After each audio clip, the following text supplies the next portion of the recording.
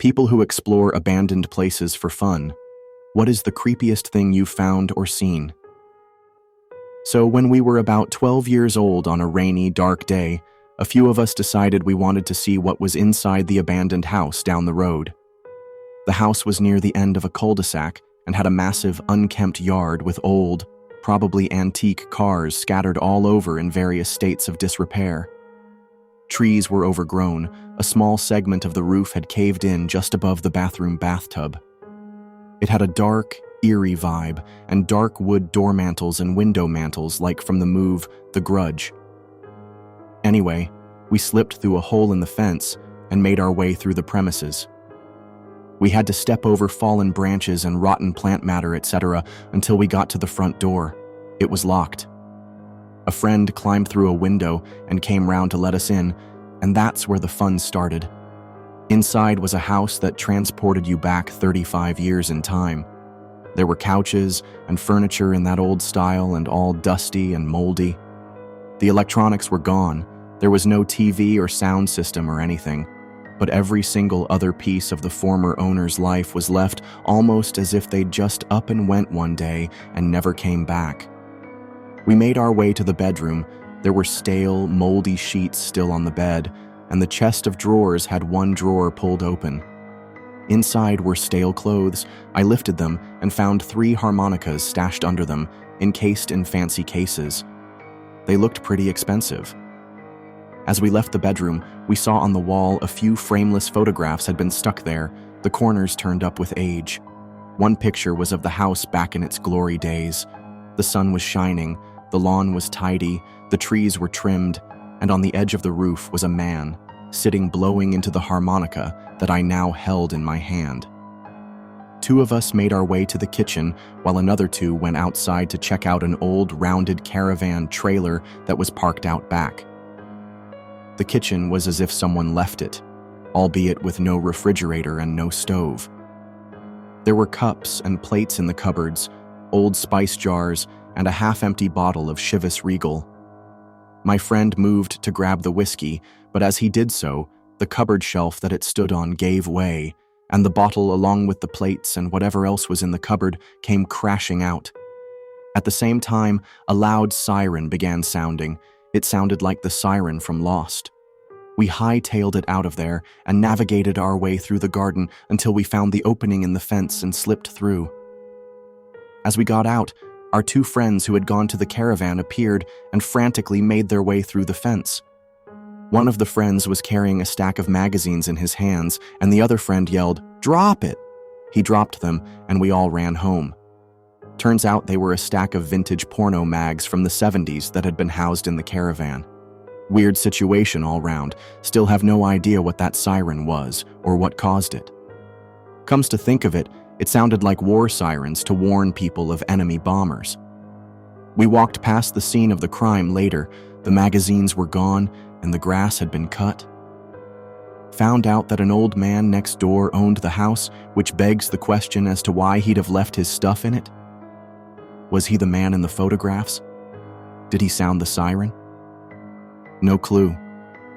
He was murdered last year in his house next door, but it wasn't anything thrilling, just a normal South African house burglary. Okay, I'll chime in with at least one tale that is scary from one perspective, my brother, but fascinating to me.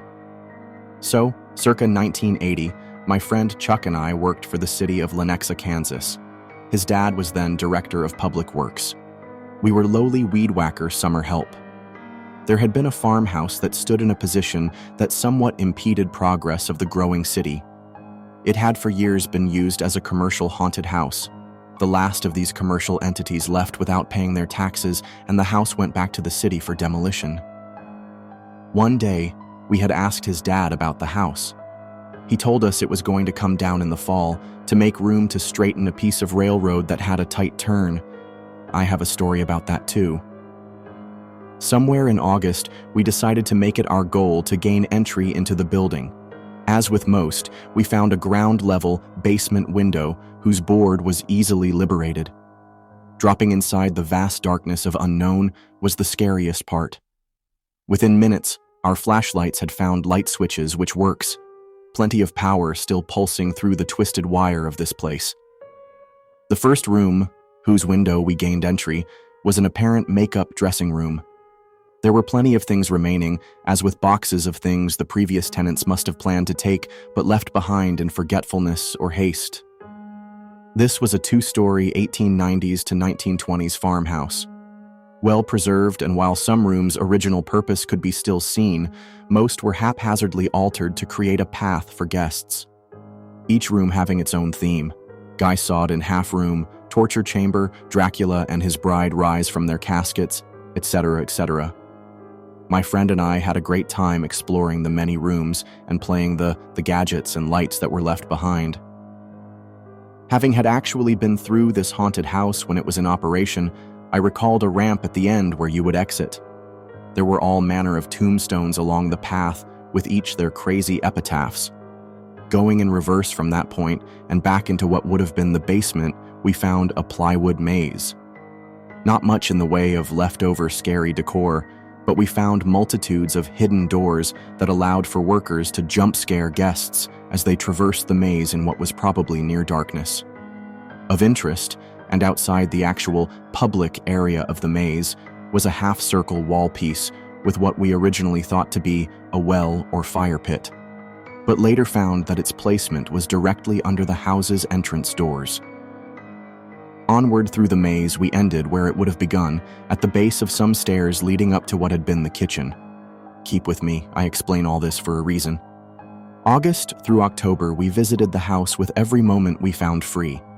Since we knew its days were numbered, we began making trips to lug home those leftovers we found of interest. In my basement, I had amassed several boxes of studio lights, many other strobe lights and colored lights. Chief among my gatherings was a working Jacob's ladder, or my brother's band tried to use it as a stage effect, but it would cause brownouts wherever they played. November 1st, the building would begin to be demolished, but I had yet to get a few more things I wanted. One being several of those headstones, because headstones. I went one night on my moped, but found those damn things were not foam, but actual granite or something along those lines. Far more than my moped could ever hope to carry. I tried. I go home and convince my oldest brother to take me over to gather these last few items. Him seeing some of the cool stuff I had already brought home made him accepting. So yes, it was 31st October, cold, stormy night, and we pull up next to a door at the side which would have had steps leading up and into the side of the kitchen, but was now a 3-foot hop into the door. I jump out of his Chevy Chevette and headed to the door, all while talking excitedly to myself. Apparently, for when I gazed back, he was still in the car. I go back, open the passenger door. "Come on, I need your help. These things are heavy. This is why I couldn't use my moped." He would have none of it. He said he would stay right there with the car running. It was obvious all this was far too scary and creepy given the night and the foreboding appearance of this house, which I had become so accustomed to and found very comfortable to be in. I stomped up and climbed into the side kitchen door, more than a little pissed because I knew this would severely limit what I could take. Once inside, I tossed out a box or two of things I had previously gathered. Next, I went to back ramp area to carry one of these heavy headstones to the car, but it was beyond my ability to do so, and I sadly let it drop. Damn. I brought the boxes to the car and put them in his hatchback, all while trying to get Stillgarner his help. "See? Look at all this cool stuff. Come on, there is nothing to be afraid of. It's just an old house." He remained steadfast in his seat eyes glued to the rearview mirror as if expecting trouble to pull in. My last trip in, I had to go past so many things I had hoped to take. I was pissed to have to leave it all simply because my oldest brother was being a pussy. What I did next is the finality to the story, and to this day, I somewhat regret. The door I had come in, off the kitchen, had a stairway immediately to the right, so if you came in the door and took a right, you would then make a 90 left up a tight, steep, spray-painted black staircase to the second floor Dracula room. There in the set was Wife of Dracula, a white painted mannequin with somewhat morbid face makeup and drafty makeshift bride gown. At this point, my mind had already created the plan. I walked over and opened the second-floor window and yelled out to my brother in the car. I had to do this several times before he rolled down the passenger side window a crack to hear me better. "I need your help. Serious. I'm stuck." I lied. I had maneuvered the heavy mannequin to the top of the stairwell, intending on him just seeing it and me getting a good laugh. Well, that was the plan. What happened was, he jumped out of his car and ran to the house.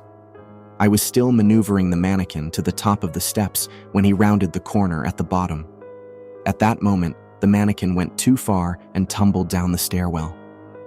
My brother, sheet white in terror, abandoned me and drove straight home, leaving me to walk home in the rain that begun just as I got outside. I deserved it. All these years later, he still tells it the same way. And as I went around the corner and started up the stairs, there is this white woman figure floating down to meet me at great speed. Tal. Doctor had an abandoned former commercial haunted house to play in for several months, only to scare my oldest brother half to death in a horrible stunt born of being annoyed. This is mine from another post a while back, about a bridge I visited. All probs get buried, but here goes.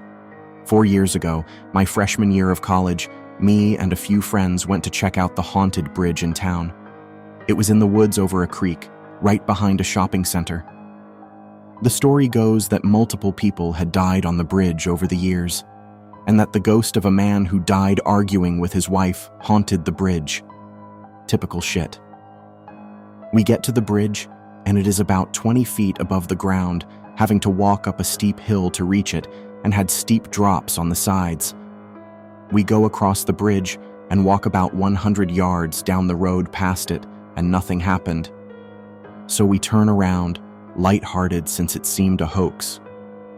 As we turn and start making our way back, we all start hearing very heavy and loud footsteps in the woods right next to us. The creepy part was that they stopped when we stopped walking and started back when we did. My friend yells, "Hey," loudly, thinking it would scare off any animal following us, but nothing happens. We make it back to the edge of the bridge and could hear it in the woods just below us on this hill. I was carrying a small .38 special in case of hobos and called out, "I have a gun. Leave us alone or I'll shoot." At that moment, all of the trees blew as if a strong wind gust came, but it wasn't windy that night, and a voice louder than I've ever heard screamed at us. We all promptly sprinted to our cars, sped away to the Waffle House, and figured we just had an encounter with a ghostie. I was probably 15 or so. My grandparents' next-door neighbor was this really nice guy whose life was unfortunately plagued by his loved ones dying. His son was killed in a car crash, wife and then adult daughter were both lost to cancer. After his wife passed, he had apparently stopped sleeping in their bedroom and left everything exactly the way it was when she'd passed. He had a kitchen fire shortly after that had spread to their bedroom. Years later, when his daughter passed away, he apparently said, "Fuck it," got into his car, and drove to Florida, leaving everything he owned behind. He passed away a few years later. My cousin and I were at our grandparents' weekly family spaghetti day when we decided, like assholes, to break into the house and check it out. What we found was one of the more creepy thing I've ever seen. He had never repaired the fire damage, so the bedroom he and his wife shared still sat just as she'd left it, only half charred, almost perfectly down the center of the room. There was a wig on a fiberglass head-shaped stand that was perfectly burned down the center. Random newspaper clippings and photos of his dead family littered his walls, taped and stapled over every surface. Multiple jars with dead praying mantis in them, a pillow on his couch that still had the indentation of his head. Probably 10 or so hatchets and hammers were sticking out of the drywall as you walked up the stairs. A plate with what I'm assuming used to be food on it. It looked like it may have been a steak, but it was so decomposed it was basically a weird dirt-looking mass, sitting as if he'd been eating it when he left. He had suitcases filled with preserved animals, stuffed foxes and small rodents and things like that. We also found a revolver that my cousin and I idiotically took with us when we left. We realized what a dumb idea it was after a couple weeks and eventually broke back into the house and put it back. I still think about how I felt walking through that house from time to time. Gives me the creeps. When I was younger, my dad and I would wake up early, pick a direction on the map, pack snacks, and take off on his Harley for the day. We always ended up on some crazy back road, usually with amazing scenery. One day we had taken a turn off the map, just for curiosity's sake, and ended up driving a nicely paved road through the woods for several miles without seeing another car or house. We come to a clearing and there's a greenhouse, older, and a single tree with a shed behind it. I mean, like 300 open acres in the middle of nowhere and one little house. No livestock, no fences. Well, Dad pulls up on the shoulder in front of the house to check the map and see where this road should come out at, or if we needed to turn around before we lost daylight. I'm sitting on the back, drinking a bottle of water, and start looking at the house which is sitting about 400 yards away. I notice clinking sounds. There are chains and hooks hanging out of the single tree. Okay, maybe there's livestock further back and he processes them here. Odd to need such heavy chains without a tractor, but whatever. I looked at the shed. Then I noticed the dirt was a different color by the door, and there were drag marks going from the house to the shed and back to the tree. Reddish-brown, rusty-colored drag marks. From the house, not from the back, where livestock should be. Dad. He looked up and noticed it. And like the dumbass my lovable father is, he trots up the driveway to get a better look, likely dooming himself to death and leaving his 12-year-old daughter to try and muscle a huge motorcycle back out to the main road. He came back, white ash a sheet, yelling, "Put your goddamn helmet back on now!" I did. He jumped onto the Harley, spun the thing around faster than he ever did, and we didn't get the speed back under 90 until we hit the highway. He still won't tell me what he saw when he got to the shed, and I never heard anything about it, but he called the cops when we got home, safely away from the house, and we never rode the Harley on a back road after that. He actually sold it the following year.